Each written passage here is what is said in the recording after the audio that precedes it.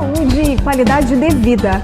Oferecimento Mediar Nutricionista, especialista em atendimentos nutricionais para gestantes, doenças hepáticas e protocolos detox.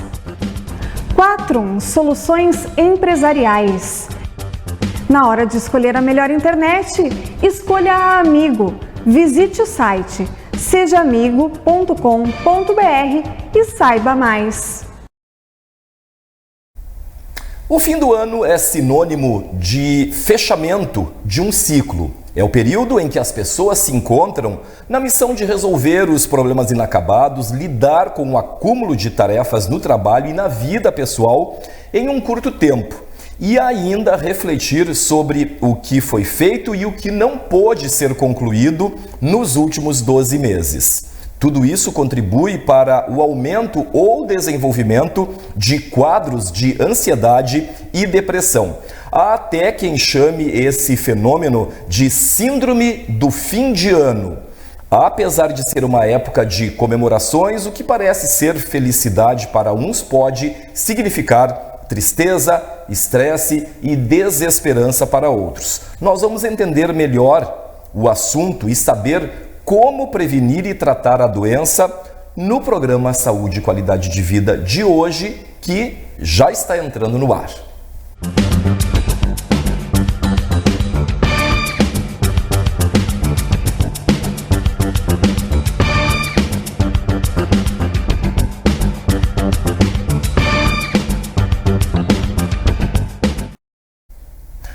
Olá, muito obrigado desde já por estar conosco. Estamos começando então a partir de agora mais uma edição do programa Saúde e Qualidade de Vida. Como eu falei agora há pouco na abertura do programa, nós vamos falar hoje sobre esse período, de fim de ano, enfim, todo esse acúmulo, essa coisa toda aí de não concluir as tarefas, não fazer o que deveria ser feito. E para isso eu estou recebendo aqui no estúdio do nosso programa a psicóloga cognitivo-comportamental Suzeli Santos, para nós entendermos um pouco mais a respeito do que é essa síndrome do fim de ano e como ela vem acometendo pessoas durante especificamente esse período agora de fechamento de um ciclo, Suzeli. Prazer em tê-la novamente aqui no nosso programa, no Saúde e Qualidade de Vida. E o que acontece aí com as pessoas, É um período bastante complicado, muita angústia, muita tristeza, muita alegria, enfim, é meio que um misto aí de sentimentos. Seria mais ou menos por aí para a gente começar o nosso bate-papo de hoje. Obrigado por ter aceito o nosso convite, muito obrigado por ter vindo, e é sempre um prazer recebê-lo aqui. Que bom, obrigado pela recepção de sempre. Agradeço pelo convite para falar desse assunto que é tão importante, Wilson? E que as pessoas não se dão conta, e a gente acaba, às vezes, quando a gente já passou 11 meses do ano, a gente acaba chegando nesse final, entrando no 12 ano, 12º mês, a gente começa a ficar nesse estresse todo. Aí quer resolver tudo em um mês. Exato, deixou, já passou os 11 meses e quer resolver tudo em um mês. E aí entra toda essa questão que nós vivemos hoje, de esse aumento de pessoas com ansiedade, com depressão e com outros transtornos também relacionados a essa correria que a gente vive, além da que a gente já vive durante o ano, aumenta, no final do ano, pelas datas, enfim. O que é exatamente, se nós tivéssemos, Suzeli, que conceituar aí, o que é a síndrome chamada síndrome do fim de ano, A síndrome do fim do ano é, vamos dizer assim, nós hoje já temos um outro conceito, que é o conceito da síndrome da dezembrite, que é a síndrome... Como é? Síndrome? Síndrome da dezembrite. Dezembrite. Isso. Vamos agora, esmiuçar aí. Isso, vamos trazer ela como um novo conceito, onde a síndrome da dezembrite é como se tu percebesse que tu chegou no final, de um tempo, que seria esses 365 dias, que tu viveu, ou que tu vai viver até o final do ano, no caso, e tu percebeu que tu não conseguiu fazer tudo o que tu gostaria de ter feito, ou as metas, ou os planejamentos, enfim, não conseguiu concluir, e aí tu acaba entrando num sistema estressor que te leva ao estresse, ao processo de adoecimento mental, psíquico. A ansiedade vamos dizer assim, é o carro-chefe, né, nesse processo. A pessoa se sente muito ansiosa, ela acaba querendo assumir e concluir todas as demandas que não conseguiu, ou já quer planejar o próximo ano e tem um curto tempo também para esse planejamento, sendo que ainda ela nem acabou o ano, né? Não concluiu o anterior. E aí quer fazer tudo nesse curto espaço, né? Bem como o texto de abertura aqui que eu fiz, né? Exatamente. E aí ela entra num sofrimento, né, emocional e psicológico, onde sim ela pode ser o gatilho para os outros transtornos. Se a pessoa já é acometida com um transtorno de depressão ou de ansiedade, isso só vai ser o fator potencial. É o que vai para se agravar. Então, isso é uma questão que nós temos que levar em consideração, que não é uma ou duas pessoas. É o mundo todo. E no Brasil é muito grande assim, o nosso índice. Nós podemos considerar isso aí tipo, como, por exemplo, seria uma cobrança, né, que as pessoas se fazem? Podemos considerar como, né, uma cobrança? É uma autocobrança. Uma autocobrança, né? É uma autocobrança, só que ela é exagerada. A pessoa tende a ter uma sobrecarga dessa responsabilidade, vamos dizer, que não cumprida, mas que devia ter cumprido. Então ela começa a se olhar assim, não, mas eu sou incapaz. Eu de novo não consegui concluir meu curso, eu de novo não consegui iniciar, vamos dizer assim, um novo projeto, sair do meu trabalho, arrumar um trabalho melhor, eu não consegui fazer movimentos novos. Então a pessoa entra num processo de uma sobrecarga, muitas vezes de culpabilidade, que faz com que ela... De autocobrança mesmo, né? De autocobrança também. E de se caracterizar negativamente. Eu sou incapaz, eu não dou conta disso, eu sei que eu não sou inteligente o suficiente, eu sei que eu não cumpro horário, que eu não cumpro as minhas demandas, eu sei que eu não cumpro as minhas metas, eu sei que eu sou procrastinador. Então ela cria um monte de coisa para si, sendo que ela não está levando em consideração que é o mundo que está fazendo isso conosco. É o mundo através das redes, através, né, dos meios de comunicação, do marketing, que está trazendo essa pressão sobre nós. Por quê? Porque nós temos uma forte tendência a nos comparar com os outros. Então, a gente tende a sempre olhar para o lado. Mas o Vilseu conseguiu fazer tudo o que ele planejava, que ele tinha dito que ia fazer. E eu não consegui fazer nenhum terço. Por que o fulano está feliz e eu não? Entende? Então, assim, a tendência, então, é aumentar mais ainda essa ansiedade. E, claro... Quando existe essa comparação. E essa comparação, quando não? Ela existe sempre. Sempre. Sempre. Nós sempre vamos nos comparar vamos dizer, a fé. Até de forma... involuntária, por exemplo, Suzane? Inconsciente. Ela é inconsciente, ela é do ser humano, tu comparar com o outro para tudo. A roupa tá mais bonita, o fulano está estudando, eu não tô ainda, já tem filho, já casou, entende? Então, a gente tem essa mania, essa questão de cobrança, de comparação com o outro. E isso nos prejudica muito. Só que o outro nosso, ele acaba sendo o mundo todo, né? Porque o mundo vive assim. Então, com isso, dá para se dizer que eu não sou tão culpado, quer dizer, essa autocobrança daqui a pouco não é num nível tão grande, tão elevado, porque depende externamente, né? De outras pessoas, de toda uma situação, como tu falou, do mundo, né? Sim, exatamente isso. A gente tem a tendência a se sobrecarregar e colocar essa culpa toda sobre nós, mas não. A gente tem que olhar para o aqui e agora e olhar para fora e olhar para dentro. Porque, claro, a gente tem que trabalhar também com a questão do autoconhecimento. Por que eu fico tão frágil quando eu olho para o outro e me comparo? Né? Eu tenho que melhorar isso, então tem todas essas questões. Mas não é somente nossa essa culpa. Isso foram coisas, interferências sociais, interferências culturais,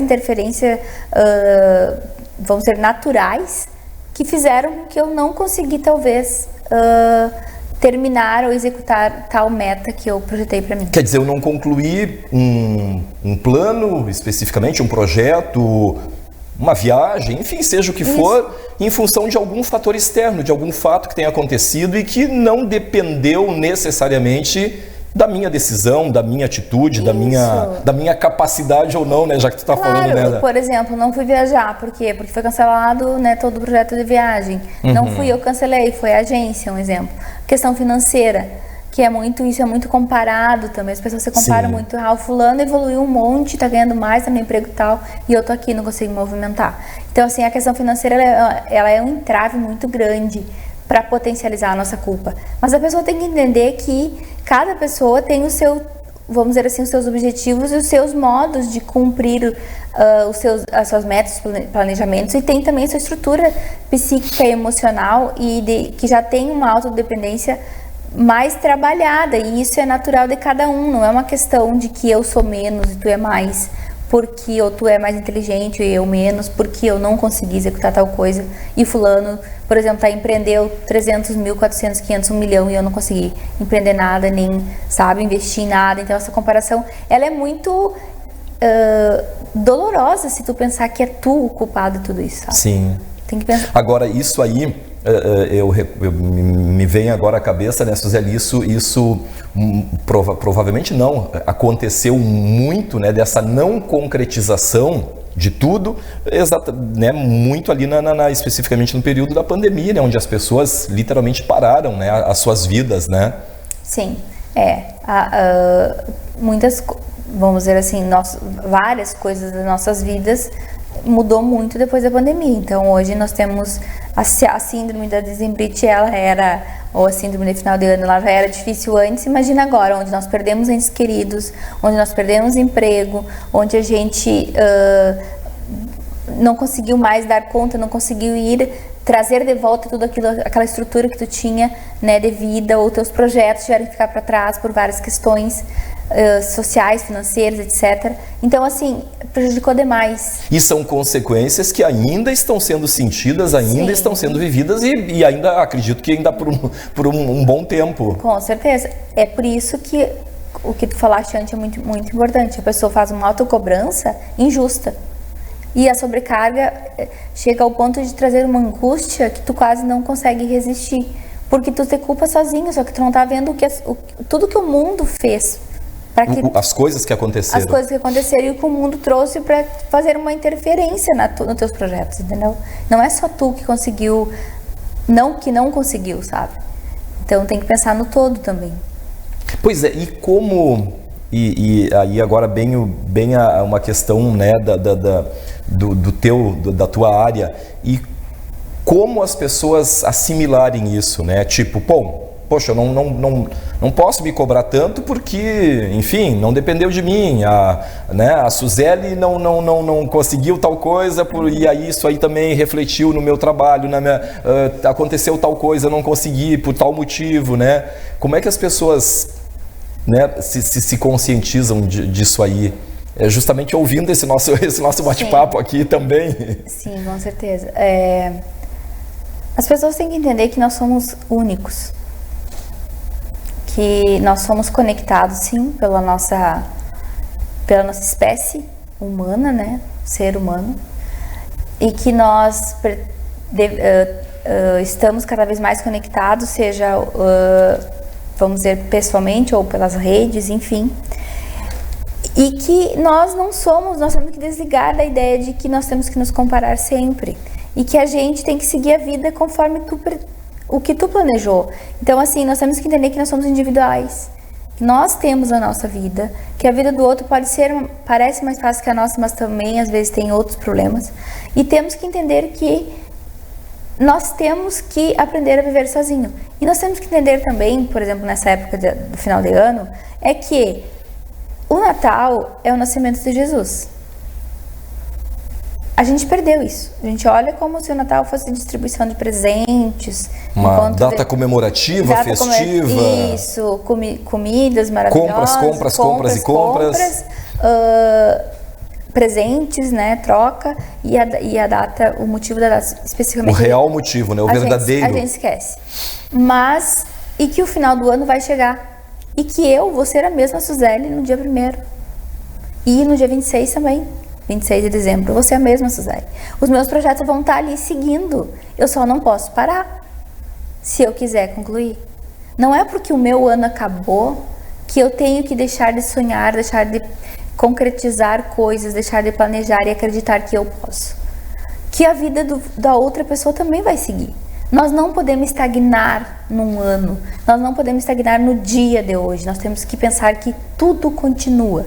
A vida continua após o 31 de dezembro. Após o 31 e após a dezembrite, que é onde nós ficamos enlouquecidos. Quer dizer, o primeiro de janeiro vai chegar e a vida vai seguir, né? Nós vamos seguir vivendo, trabalhando. No dia 1º vamos, né, acordar, ou enfim, ou quem vai ficar fazendo festa não vai acordar tão cedo, mas enfim, tudo vai continuar, né? Eu acho que falta um pouco isso, né? Falta essa realidade, falta a pessoa se dar conta que as coisas vão continuar, que o mundo não vai acabar naquele dia 31, sabe? Que tudo vai continuar como está acontecendo ou como nós planejamos no início desse ano, por exemplo, de 2023.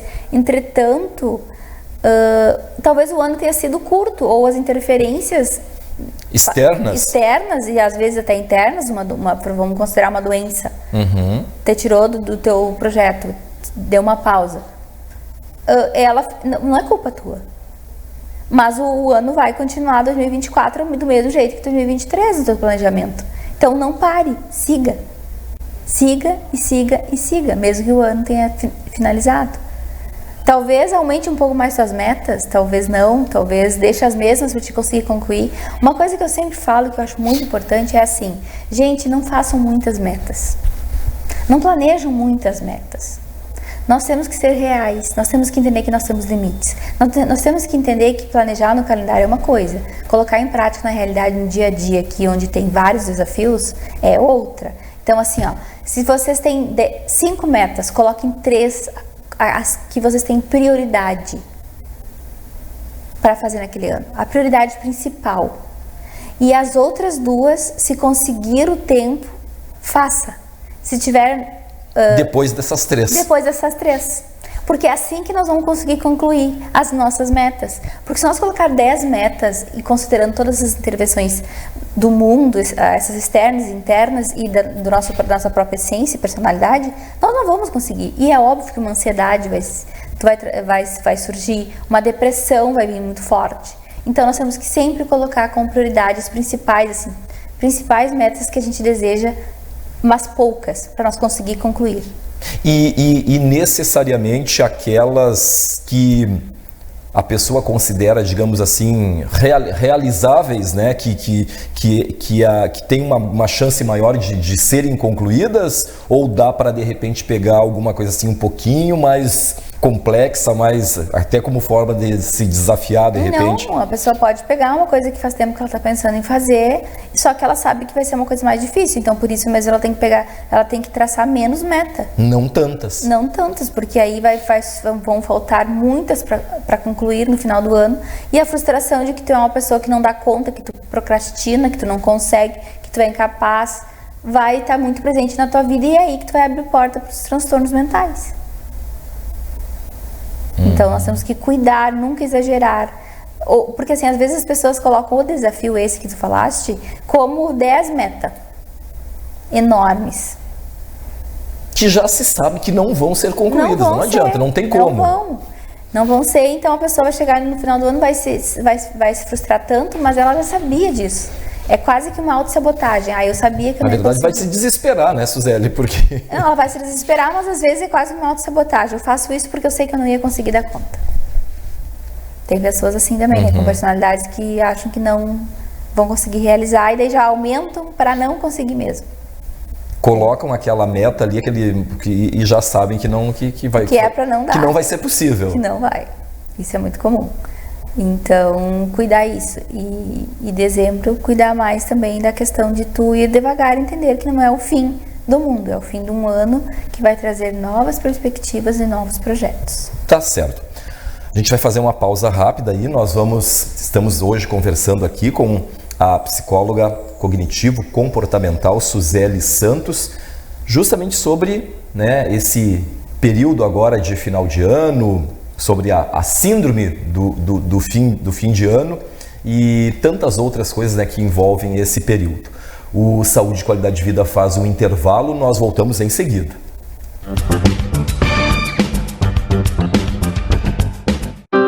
Triste, angustiado, cheio de problemas e sem ninguém para conversar.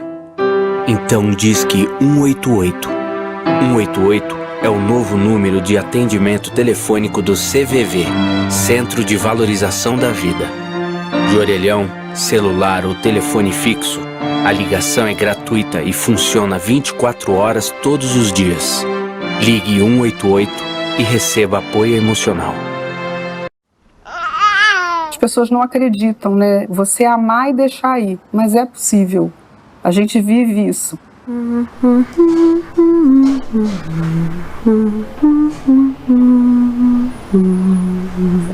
Ser família acolhedora é cuidar de um bebê, de uma criança, de um adolescente que foi afastado da sua família de origem por uma ordem judicial.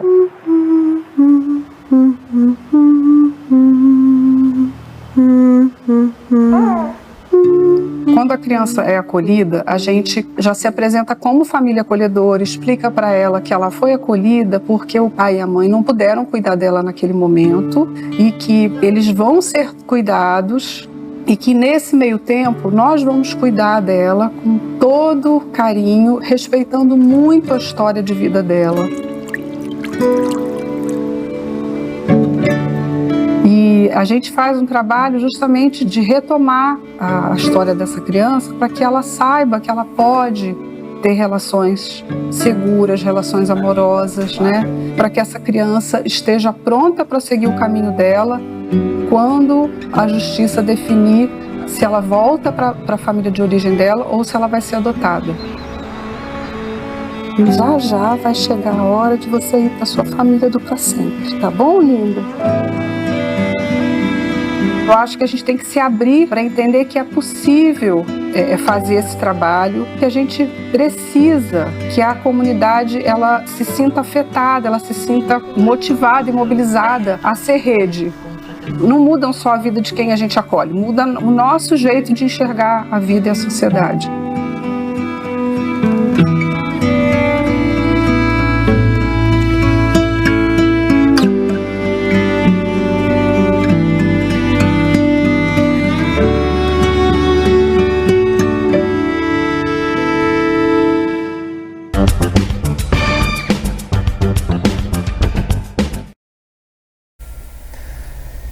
Saúde e Qualidade de Vida já está de volta. A não resolução de problemas de ordem particular, profissional, questões inacabadas, tarefas, metas que não foram cumpridas. Tudo isso é o que nós estamos ouvindo e tratando hoje aqui com a nossa convidada, a psicóloga cognitivo-comportamental Suzeli Santos, que está aqui conosco, né, em nossos estúdios. E aí eu quero perguntar agora para a Suzeli com relação aos sintomas. Ela estava falando agora há pouco, no bloco anterior, sobre a síndrome do fim de ano, né, a síndrome do fim do ano. Quais os sintomas que as pessoas podem ter? Quer dizer, quando é que se nota, né, que a pessoa está acometida aí dessa síndrome, Suzeli? Primeiramente, nota-se quando tu tá, por exemplo, enfrentando uma uma loja, no mercado. O que é muito natural e normal nesse ano, nesse período do ano. Isso, essas filas, né? Essa questão da correria de compra de presente de última hora, arrumar a ceia, decidir com qual família vai ficar, se do esposo, se da esposa, se vai ficar com alguém, se não vai, tudo isso. E aí tem a questão de que a gente começa a ter sintomas desconfortáveis. Por exemplo, depressão, que é uma das que vem, né, que se a pessoa já tem, aumenta muito mais. Insônia, a pessoa fica, né, não consegue dormir, ou tem hipersonia, né, que é quando ela não consegue dormir ou dorme muito. Pode acontecer os extremos, né? Isso, a insônia ou a hipersonia, que é quando tu dorme muito. Né, que tu não, pra não querer fazer nada, por exemplo, fugir das obrigações. Uma fuga. É uma fuga. Exatamente. A compulsão alimentar é uma, dor de cabeça, dor no corpo, dor no estômago, irritação, A gente fica, Eu ia te perguntar sobre a irritabilidade, né, na questão quando tu falou das filas da espera. A irritabilidade muito, assim, vamos dizer, frequente e muito sem a pessoa conseguir administrar ela, tá? Muito impulsiva. Não importa com quem seja, se é com a família, se é com colegas. Digamos, meio que sem controle. Exato. Esse estresse, ele está presente e muitas outras coisas. Fadiga, né? Vontade de chorar, tristeza, uma sobrecarga que parece que tu tá com 1000 quilos nas tuas costas. Na verdade, são só tuas ideias ou tuas obrigações que tu acha que tu precisa concluir. Então, assim, são várias coisas que a gente sente no corpo, tanto no corpo quanto na psique, quanto no teu emocional. Vontade de chorar, por exemplo, chegar em casa e parece que tu quer sumir e chorar. Então, é um cansaço que tu tá sentindo, mas que não tem um cansaço especificamente. É do teu estresse criado por esse monte de coisa que tu acha que tu tem que fazer e concluir, ou passou por isso durante o dia, por exemplo, a fila, né? E tu tem que concluir isso até tal data. E isso é uma pressão muito grande, uma sobrecarga muito grande do ser humano, que traz vários prejuízos, né, para a saúde mental e saúde emocional das pessoas. E esses sintomas aí que tu mencionou são sintomas também que aparecem muito próximos deste período em questão, quer dizer, muito próximos do fim do ano, ou é algo que, por exemplo, um familiar, enfim, pode notar já que vem já de um certo tempo?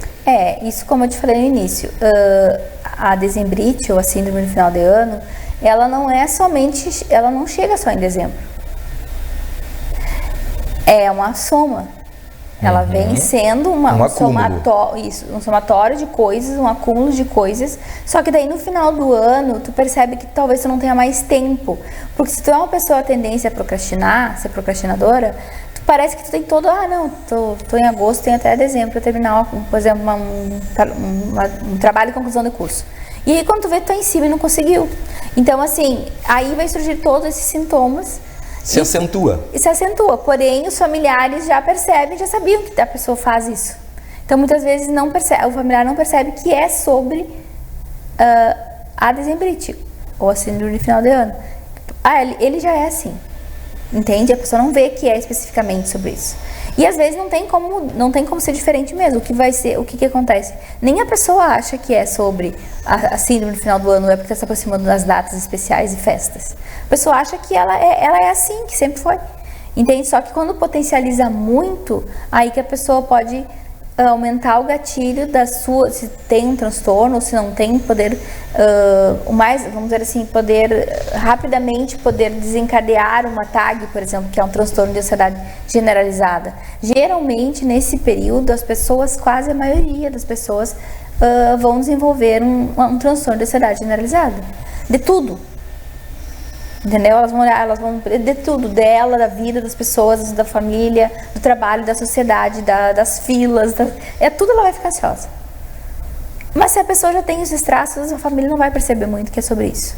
O que eu falo sempre é assim, os familiares devem respeitar o familiar que está passando por isso, em qual sentido? Por exemplo, tem famílias que têm, né, os rituais assim, de passar especificamente em tal lugar, na tal casa, tal comida, cada um senta nesse lugar na mesa, é tudo, né? Tem várias famílias. Certinho, tudo organizado. Tudo organizado, Natal, todos os natais, todo final de ano. Entretanto, tem pessoas que não gostam dessas datas. Por quê? Porque passou por um ano difícil. Teve um luto na família, teve uma separação, teve uma perda de emprego, né? Teve uma perda financeira muito grande, ou tá com problema financeiro. Então tem vários fatores que fazem com que a pessoa não quer estar no grupo na hora da confraternização. Ela prefere ficar sozinha. Então, e eu sempre falo, deixem a pessoa no espaço dela.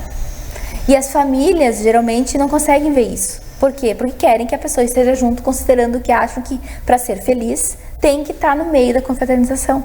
Só que não. Então, assim, validar o que a pessoa fala, esse sentimento que ela está te trazendo é muito importante. Não quer ir? Ok. É uma escolha tua, vamos sentir falta, ok. Mas se tu vai se sentir melhor em casa, fique em casa. Então, a família tem que ter esse time. Mas e será que a pessoa vai se sentir melhor realmente? Ou Ou pode ser algo... Isso depende muito da pessoa e do que ela traz. Se ela é uma pessoa saudável, ela pode simplesmente pensar, vai ser ruim de eu ir, mas se eu chegar lá vai ficar melhor. Se ela já é acometida com alguma doença mental, ela vai, nem só doença, comportamentos e emocionais e comportamentais que podem trazer que já vem trazendo algum prejuízo para ela vai, por exemplo, uma pessoa que não gosta de barulho, uma pessoa que tem transtorno de ansiedade generalizada e que tenha o TDAH, que é o transtorno de déficit de atenção e hiperatividade, ela não vai querer ouvir música, nem grito, nem felicidade. Um lugar tumultuado. Ela vai querer ficar sozinha. E aí que a gente tem que respeitar. Entende? Então, isso eu oriento as famílias. Respeitem as vontades da pessoa de não, às vezes, querer estar participando de uma confraternização. Porque várias pessoas não querem. Então, nós temos que aceitar isso. E saber se ela vai ou não ficar melhor, não temos como definir. Não tem isso. como. Não tem, porque é muito, muito singular, né? Suzeli, tu falavas no primeiro bloco, e enfim, a gente conversava aqui sobre a questão da autocobrança, né, de tarefas não cumpridas, enfim, de metas, e se falou muito na questão assim, ó, de a pessoa. E quando essa pessoa tem outras pessoas que dependem dela, inclusive para o cumprimento de outras metas, de outras tarefas. Claro que eu me refiro mais assim na questão da família, né? Um pai, uma mãe com mais filhos ou com alguns filhos, com pessoas, um grupo maior de pessoas, de familiares na casa. Essa cobrança, essa autocobrança, né, desta pessoa, digamos assim, responsável por mais outras tarefas, por mais outras pessoas, pode se agravar mais? Tem alguma diferença? É mais complicado um pouco ainda? É muito intenso, né? E isso é, com certeza, é uma autocobrança, vamos dizer assim, intensa e em dobro ou em triplo. Triplo ou quádruplo, dependendo do... Vai depender do que a família, do que aquela pessoa buscava para aquele ano que está passando. E se ela não conseguiu, vai prejudicar. Por exemplo, não conseguiu um emprego melhor, meu filho vai iniciar as aulas, né? Tem toda uma questão, né, de envolver, e eu tô sem um emprego ainda, ou o emprego eu continuo ganhando o mesmo e vai faltar para alguma coisa. Então, assim, essa pessoa vai se sentir muito mais, vai ter, vamos dizer assim, uma responsabilidade muito maior e uma autocobrança muito intensa, a ponto de, sim, ela ficar muito mais adoecida, talvez, mas ela vai enfrentar. Porque, assim, quando é só nós, eu decido, ou eu sinto, é mais fácil. Quando eu percebo que eu tenho um grupo maior de pessoas conectadas a mim, dependentes de mim, eu me sinto muito mais responsável e vou me cobrar muito mais por não ter conseguido, né, entregar aquilo que eu planejei para aquela minha família. E isso pode se intensificar mais se existe também a cobrança direta dessas pessoas, sim, né? Sim, com certeza.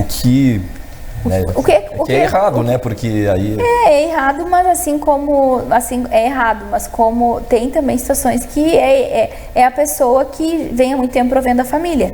Então, sim, se ela já vem há muito tempo, se uma pessoa que está dentro da família perguntar, não é uma cobrança, já que a família tem esse sistema, já trabalha nesse sistema, vamos dizer, nuclear dentro da família, sabe? Então, não vai mudar assim muito, só vai aumentar a pressão para a pessoa que não conseguiu. Então, essa pessoa vai se sentir muito sobrecarregada. A cobrança aí é triplicada também. Né? A autocobrança vai ser muito intensa, a ponto de deixar a pessoa talvez desestruturada, e a ponto de, sim, a pessoa vir a ter sintomas muito piores desses que eu acabei de falar. Sim. E que sim, adoecer psicologicamente. Suzeli, a síndrome de burnout, né? Que é mais ligada à questão profissional, né? Não sei se tu pode explicar um pouquinho pra gente. Sim. Quando que elas podem se misturar, enfim, essa síndrome pode acentuar ainda mais a síndrome de fim de ano? Como é que é essa relação aí, essa ligação? Sim, a síndrome de burnout, ela vem, né, de um processo construído, que a gente pode dizer, dentro do teu, vamos dizer assim, da área laboral. dentro do teu no ambiente laboral, profissional. E que sim, ela é uma doença que vem, na verdade ela é um transtorno ela é uma síndrome que traz várias comorbidades. Ela não vem sozinha, ela não tem um sintoma só. Então ela soma depressão, ela soma ansiedade, ela soma TAG, ela soma doenças físicas. Por quê? Pelo limite e pelo estresse intenso que ela sente da atividade, da profissão. Da profissão. E isso sim, daí já a longo prazo, sim, né? E é isso que eu ia falar, ela não é só originada em dezembro, entende? Ela vem vindo ao longo tempo. A síndrome de burnout, ela vem, as pessoas às vezes demoram 3, 4 anos para diagnosticar, porque ela se mistura muito com outras, ela tem muitas comorbidades junto. Então parece que a pessoa está com depressão, parece que ela está com ansiedade, parece que ela está com um outro tipo de bipolaridade. Só que não, ela está com síndrome de burnout, que é essa soma toda. E no final do ano, então, na síndrome de final de ano, ela intensifica. Por quê? Porque as metas do trabalho se intensificam, porque o trabalho tem metas para ser concluídas e precisam ser concluídas até dia 30, um exemplo. E a pessoa está sendo sempre numa pressão. E tem a pressão também externa da família, de vamos fazer as coisas que nós precisamos fazer para a nossa festa familiar, para as confraternizações da família. E tem o trabalho que não te deixa fazer, porque tu está todo dia ocupado sobre isso. E aí vem uma pressão muito grande, que sim, ela te prejudica bastante na saúde física e na mental também. Então, às vezes até a pessoa perde a vontade de fazer uma confraternização, porque ela está no limite do estresse causado pelo burnout, que nem é pelos fatores externos, talvez, do dezembro. Entende? Ou da minha pressão de dezembro. Ela já é da pressão do trabalho, mas a pressão da síndrome de final de ano só vai intensificar, porque é tudo muito, muito movimentado, é tudo muito intenso nessa época. E se mistura, né? Essa coisa... Se mistura. Intensifica a minha depressão, do burnout, intensifica meu estresse, intensifica a minha ansiedade, fica absurdamente elevada, onde não tem controle. E isso vai fazer tu ficar fragilizado ou vulnerável a ponto de chegar até o final do ano e parece que não teve um final de ano, entende? Que tudo continuou. E nesta parte profissional, nessa questão profissional, realmente é como tu falou agora há pouco, são coisas que tu tem que concluir, tu tem que cumprir, tem que ser até, né, enfim, atividades específicas, né, aí que tu precisa fazer aquele fechamento. Isso. E quer dizer, olha, é até tal data de dezembro e tem que acontecer. Isso, tem que os ser... relatórios de final de ano, isso. Né? Não é que nem aquela meta particular que a gente falava agora há pouco. Aquela que tu pode deixar. Paciência, vou deixar, vai virar o ano e eu vou... Continuar. Não, essa do trabalho, ela é muito mais intensa nesse sentido de cobrança que envolve outras pessoas. É uma cobrança que envolve uma empresa, que envolve 100 pessoas, por exemplo, que envolve um gestor que apostou em ti. Então, a sobrecarga ela é muito mais intensa. É parecida com a da família que nós falamos agora. Sim, sim. Porque, por exemplo, se tu é responsável para entregar um relatório de uma empresa grande, até dia 28, um exemplo, tu tem que entregar até dia 28, porque todo o resto do pessoal vai depender disso.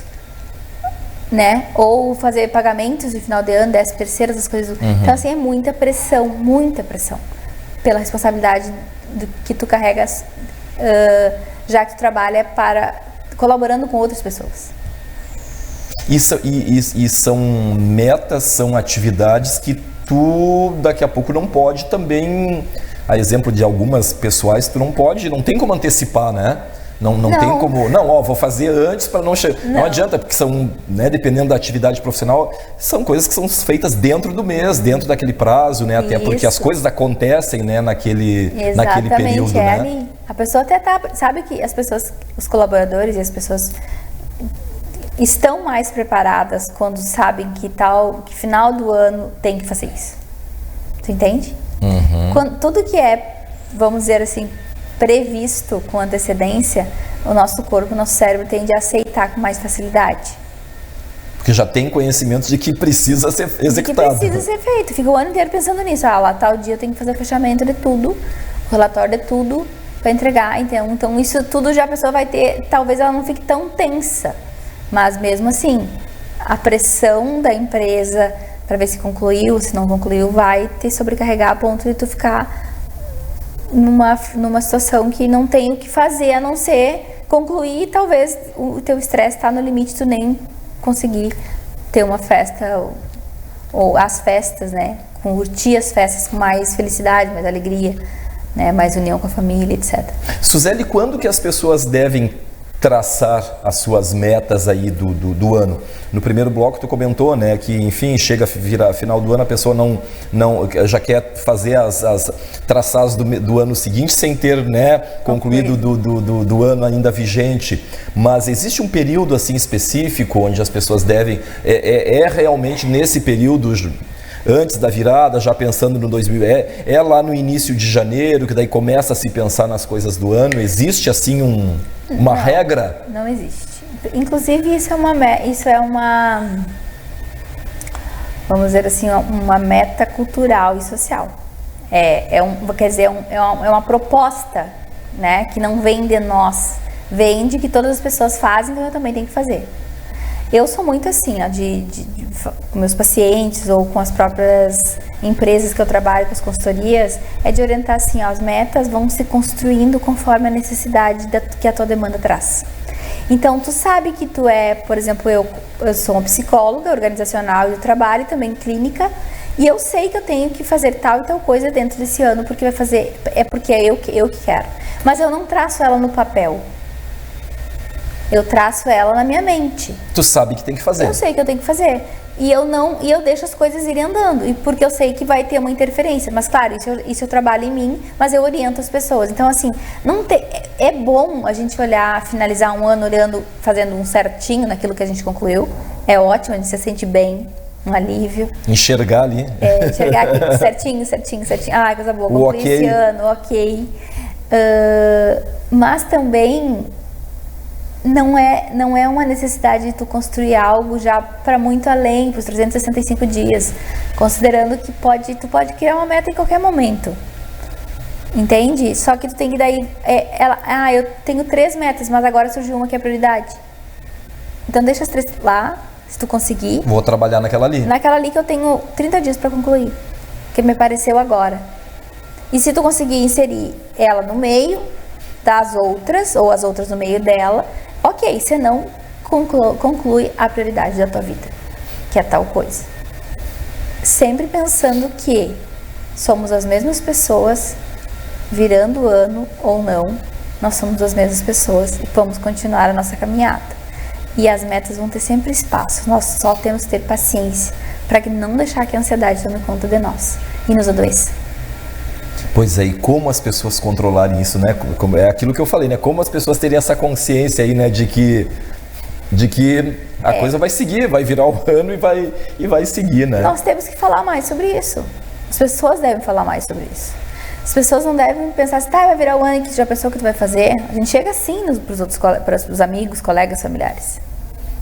A gente chega assim, é uma coisa que é instintiva, eu vou dizer que quase que instintiva socialmente. Entende? E aí tu sente uma sobrecarga já. Tu não quer fazer meta agora. É cultural, né? É cultural. Só que tu não quer fazer nada agora. Eu quero pensar. Eu ainda não sei o que eu quero. Eu já acabei meu curso, eu já tá organizado, né? Tô bem financeiramente. Agora eu vou construir. Então tudo é construção. E fazer com que a pessoa se sinta... que tu falaste que é difícil a pessoa perceber isso, né? Sim. É justamente isso. A gente perceber que nós não devemos nos comparar aos outros. Eu volto àquela questão da comparação, porque a questão da comparação faz com que a gente ache que a gente está sempre para trás, e isso faz a gente criar... A questão da incapacidade, do medo, da insegurança. Frustração, né, Suzeli? Frustração, sentindo que parece que tu não consegue fazer nada, que todo mundo faz, todo mundo conclui, e eu não.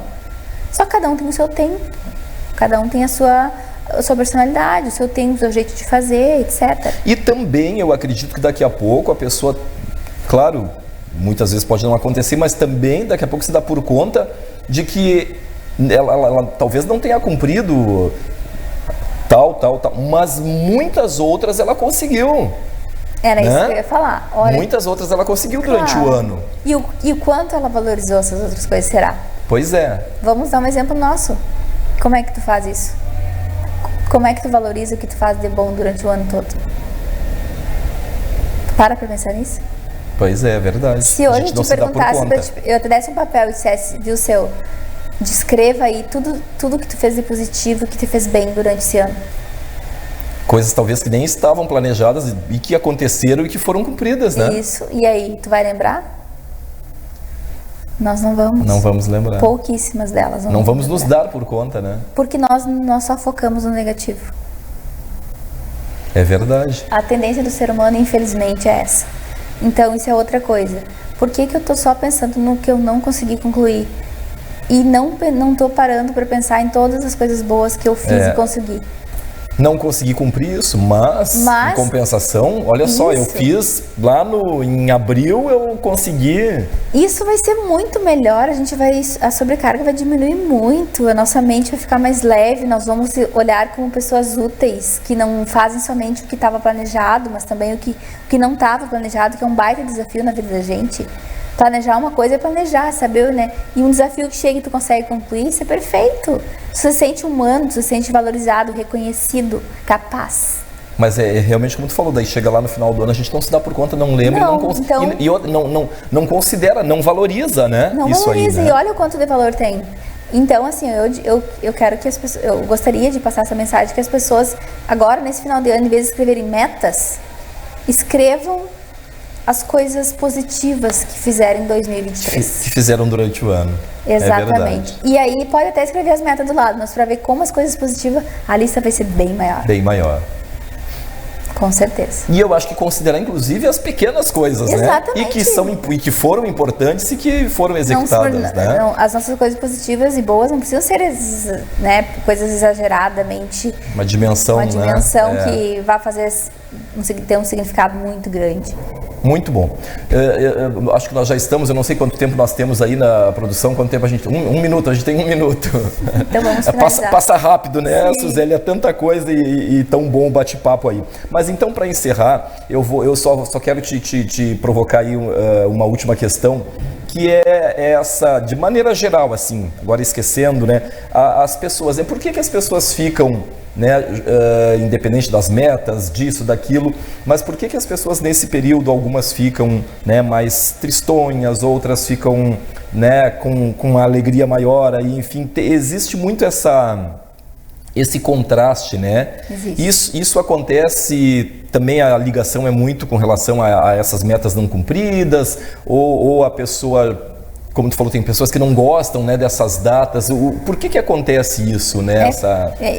É bem difícil da gente conceituar, assim, mais, vamos dizer, ter um parâmetro sobre isso, porque, como eu te falei, a gente é único, singular, é uma pessoa, pode ter passado por várias questões e pode ter algumas doenças já, algumas coisas, algum problema de relacionamento, ou não conseguir ter um autoconhecimento suficiente para dar conta de várias coisas que a vida oferece e a pessoa não consegue, então ela se frustra muito, se sente incapaz, se fecha no seu casulo, assim, a ponto de não querer conviver com a sociedade. E aí isso intensifica a depressão, intensifica o medo, intensifica a gente fica vulnerável às coisas novas, e não fiz nada esse ano e tá entrando outro, o que eu vou fazer? Então isso é muito intenso, assim como tem as pessoas que gostam, que acham que parece que virou o ano, a coisa ficou, a minha folha do meu futuro ficou limpa e eu vou aqui ter a oportunidade agora de escrever tal coisa. E isso páginas em branco. Páginas em branco. E aí isso dá uma motivação pra gente, entende? A pessoa que perdeu um familiar, enfim, seja durante aquele ano ou que perdeu familiares, né, ao longo do tempo aí, é natural essa questão, assim, quando a pessoa fica mais tristonha, justamente pela lembrança, né, isso aí é considerado... Mais natural, porque ela tem a pessoa, se tu é uma pessoa que tu é vinculado e conectado com aquele teu ente querido que partiu, tu vai ter essa pessoa sempre numa posição, mesmo não estando visível, mesmo não estando presente. Ela vai ter a posição dela das outras datas, das outras comemorações, das outras festas de final de ano. Ela vai estar presente na nossa memória como se ela estivesse ali. E isso traz, sim, uma melancolia muito grande. E traz, sim, traz uma tristeza, um medo, uma vontade de talvez se recolher, de não estar ali porque está faltando, parece que está faltando um pedacinho de mim.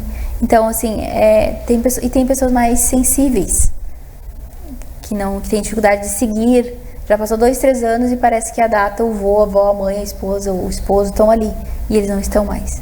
Então, a gente tem que ter ideia de que é aquilo que eu falei, o ano passou, o luto também, mas a gente tem que seguir. Mas não precisamos demonstrar alegria e felicidade plena, porque se tu não tá sentindo isso, faz o que tu tá sentindo, faz o que teu coração manda. Faz aquilo que vai te fazer um pouco mais feliz. Sabe, não viver na pressão dos familiares ou dos amigos. Que é o que tu comentou agora há pouco, né? A questão da pessoa respeitar se a outra está se sentindo bem, ficar, né, mais reservado. Exatamente. Tá certo. Bom, eu quero agradecer imensamente, né, a Suzeli, psicóloga cognitivo-comportamental, Suzeli Santos, por ter estado conosco aqui, né, em mais um Saúde e Qualidade de Vida, né? Suzeli, muito obrigado mais uma vez por ter vindo para tratar, né, da chamada síndrome do fim de ano, ou agora... Síndrome da dezembrite. Síndrome da dezembrite. E tratar, né, para nós aí sobre todas essas questões aí tão importantes, né? E deixar aí essa mensagem, esse alerta, e para que as pessoas tenham, né, uma virada de ano e de ciclo, né, mais tranquilas, né? Espero que a gente tenha mais leve, né, que a gente tenha contribuído para isso. Obrigada. Te desejando, né, a ti, a família, enfim, uma excelente virada de ano aí, né, um ótimo 2024. Que estejamos juntos, né, no próximo ano, com mais presença da Suzeli aqui, né, nos esclarecendo aí mais dúvidas, né, e tratando de assuntos, né, tão importantes quanto esse de hoje. Muito obrigado por ter vindo, viu? Obrigada e boas festas a todos. Tá bem, muito obrigado a todos nós.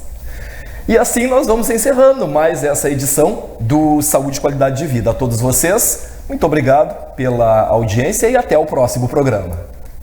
Saúde e qualidade de vida. Oferecimento Mediar Nutricionista, especialista em atendimentos nutricionais para gestantes, doenças hepáticas e protocolos detox. 4 Soluções empresariais. Na hora de escolher a melhor internet, escolha a Amigo. Visite o site sejaamigo.com.br e saiba mais.